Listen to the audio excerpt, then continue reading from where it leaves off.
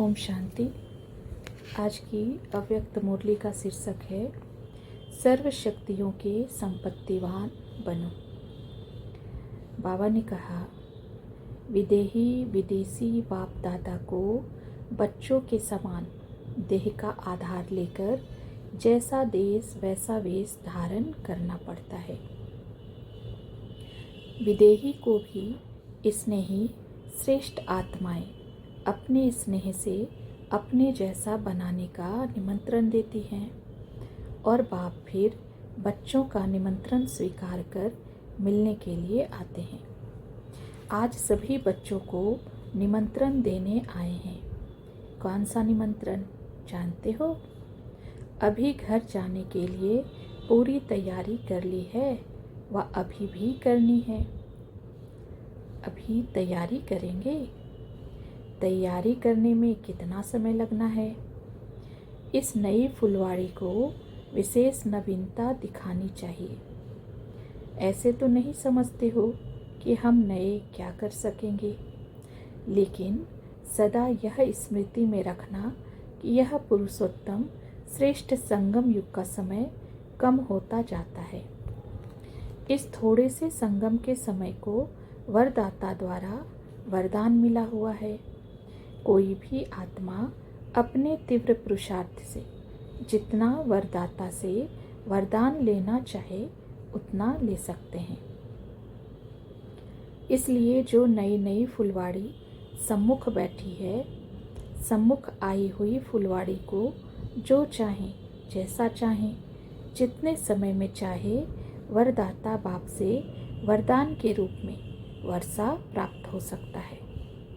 इसलिए विशेष बाप दादा का इस नई फुलवाड़ी पर स्नेही आत्माओं पर विशेष स्नेह और सहयोग है। इसी बाप के सहयोग को सहज योग के रूप में धारण करते चलो। यही वरदान थोड़े समय में हाई जंप दिला सकता है। सिर्फ सदा यही स्मृति में रखो कि मुझ आत्मा का इस ड्रामा के अंदर विशेष पाठ है। कौन सा? सर्वशक्तिवान बाप सहयोगी है। जिसका सहयोगी सर्वशक्तिवान है तो क्या वह हाई जंप नहीं दे सकता? सहयोग को सहज योग बनाओ। योग्य बाप के सहयोगी बनना यही योग युक्त स्टेज है ना। जो निरंतर योगी होगा उनका हर संकल्प, शब्द और कर्म बाप की व अपने राज्य की स्थापना के कर्तव्य में सदा सहयोगी रहने का ही दिखाई देगा।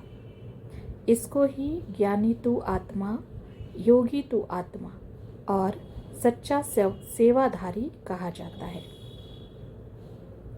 तो सदा सहयोगी बनना ही सहज योग है।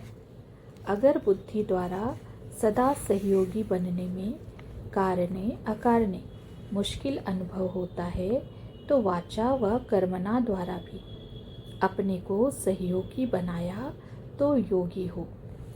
ऐसे निरंतर योगी तो बन सकते हो ना कि यह भी मुश्किल है। मन से नहीं तो तन से, तन से नहीं तो धन से, धन से नहीं तो जिसमें सहयोगी बन सकता है उसमें उसको सहयोगी बनना भी एक योग है। एक होती है अपने में हिम्मत, हिम्मत से सहयोगी बनाना। अगर हिम्मत नहीं है, तन में भी हिम्मत नहीं है, मन में भी नहीं है, धन में भी नहीं है, तो क्या करेंगे? ऐसा भी सदा योगी बन सकता है। कोई ऐसे होते हैं जो भल अपनी हिम्मत नहीं होती है, लेकिन उल्लास होता है, हौसला होता है। धन की शक्ति नहीं भी है, मन में कंट्रोलिंग पावर नहीं है, व्यर्थ संकल्प ज़्यादा चलते हैं, लेकिन जो कोई बात जीवन के अनुभव में उल्लास और हौसला दिलाने वाली हो, उसी द्वारा औरों को हौसला दिलाओ, तो औरों को हिम्मत आने से आपको भी हिस्सा मिल जाएगा। इतना तो अवश्य है, जो भी आत्माएं आदि से व अभी आई हुई हैं उन हर आत्मा को अपने जीवन में कोई प्राप्ति का अनुभव अवश्य है, तब तो आए हैं। यही विशेष अनुभव अनेक आत्माओं को उल्लास और हौसला बढ़ाने के काम में लगा सकते हो। इस धन से कोई वंचित नहीं। जो अपने पास है, जितना भी है, उस द्वारा औरों को हिम्मतवान बनाना व सहयोगी बनाना, यह भी आपके सहयोग की सब्जेक्ट में मार्क्स जमा होंगी। अब बताओ, योग सहज है व मुश्किल? निरंतर योगी बनना मुश्किल है। जो बाप के बन चुके हैं, इसमें तो परसेंटेज नहीं है ना, इसमें तो फुल पास हो ना। जब हैं ही बाप के, तो एक बाप और दूसरा क्या रहा? बाप और आप, बस, तीसरा तो कोई नहीं। बाप में वर्षा तो है ही, तीसरा कुछ है क्या? सिवाय बाप और अपने आप, अर्थात आत्मा, शरीर नहीं, तो आप और बाप ही रह गया। तो दो के मिलने में तीसरी रुकावट ही नहीं, तो निरंतर योगी हुए ना। तीसरा है ही नहीं, तो आया फिर कहाँ से? फिर यह तो कभी नहीं कहेंगे कि आ जाता है, आता है तो क्या करें। अब यह भाषा खत्म। सदैव यही सोचो कि हम हैं ही सदा बाप के सहयोगी, अर्थात सहज योगी। वियोग क्या होता है, इसका जैसे मालूम ही नहीं, जैसे भविष्य में माया होती भी है, यह मालूम नहीं होगा। वैसे ही अब की स्टेज रहे। यह बचपन की बातें बीत चुकी, अब तो गेट के सामने आ गए हो। जो जैसे बाप के बच्चे हैं, उसमें कोई परसेंटेज नहीं होती है। ऐसे ही निरंतर सहज योगी व योगी बनने की स्टेज में भी अब परसेंटेज खत्म होनी चाहिए, नेचुरल और नेचर हो जानी चाहिए। जैसे कोई की विशेष नेचर होती है, उस नेचर के वश न चाहते भी चलते रहते हैं। कहते हैं ना, मेरी नेचर है, चाहती नहीं हूँ लेकिन नेचर है। वैसे निरंतर सहज योगी अथवा सहयोगी की नेचर बन जाए, नेचुरल हो जाए। क्या करूं, कैसे योग लगाऊं, यह बातें खत्म है ही सदा सहयोगी अर्थात योगी। इसी एक बात को नेचर और नेचुरल करने से भी सब्जेक्ट परफेक्ट हो जाएंगे। परफेक्ट अर्थात इफेक्ट से परे, डिफेक्ट से भी परे हो जाएंगे। तो आज से सभी निरंतर सहज योगी बने व अभी बनेंगे। जब वरदाता बाप वर्षे के साथ वरदान भी देते हैं, तो जिनको वर्षे का अधिकार भी हो, वरदान भी प्राप्त हो, उनके लिए मुश्किल है। अब देखना, कोई साकार कहे कि मुश्किल है तो याद दिलाना, वर्षा और वरदान। बाकी एक कदम रहा हुआ है घर जाने का। अभी तो हर कदम में पदमपति बने, अभी तो हर कदम में इतना वरदान वरदाता द्वारा प्राप्त है। जब हर कदम में पदमपति हो, तो कदम व्यर्थ होगा क्या? हर कदम में समर्थ हैं, व्यर्थ नहीं। स्मृति में समर्थी लाओ, साधारणता को समाप्त करो और स्मृति में समर्थी लाते हर कदम में पदम लाते जाओ, तब तो विश्व के मालिक बनेंगे। अच्छा, आज विशेष फुलवाड़ी के लिए स्नेह से खींचे खींचे आए हैं। छोटों से सदैव अति स्नेह होता है, तो अपने को अति सिकलधे समझना। अति लाडले हो तो बाप समान बनकर दिखाना। भाई बहन समान नहीं बनना, बाप समान बनना।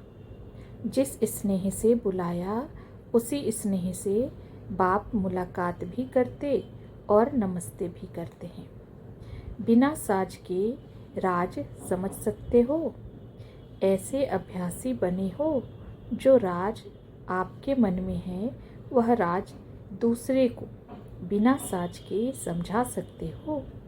पिछाड़ी की सेवा में तो साज समा जाएगा, राज को ही समझाना पड़ेगा। तो ऐसी प्रैक्टिस करनी चाहिए। जब साइंस बहुत कुछ करके दिखा रही है तो क्या साइलेंस में वह शक्ति नहीं है? जितना जितना स्वयं राजयुक्त योग युक्त बनते जाएंगे उतना उतना औरों को भी बिना साज के राजयुक्त बना सकते हो। इतनी सारी प्रजा कैसे बनाएंगे? इसी स्पीड से इतनी प्रजा बना सकेंगे। पिछली प्रजा के ऊपर भी इतनी मेहनत करेंगे। जैसे ठप्पे बने हुए होते हैं तो 1 सेकंड में लगाते जाते हैं, वैसे ही 1 सेकंड की पावरफुल स्टेज ऐसे रहेगी जो बिगर बोले बिगर मेहनत करते दैवी घराने की आत्मा का छाप लगा देंगे। यही सर्वशक्तिवान का गायन है। वरदानी बन 1 सेकंड में भक्तों को वरदान देना। वरदान देने में मेहनत नहीं लगती, वर्षा पाने में मेहनत है। वर्षा पाने वाले मेहनत कर रहे हैं, मेहनत ले रहे हैं, लेकिन वरदानी मूर्ति जब बन जाएंगे फिर मेहनत लेने वाले ना लेंगे ना देने वाले मेहनत करेंगे। तो तुम्हारी लास्ट स्टेज है वरदानी मूर्त।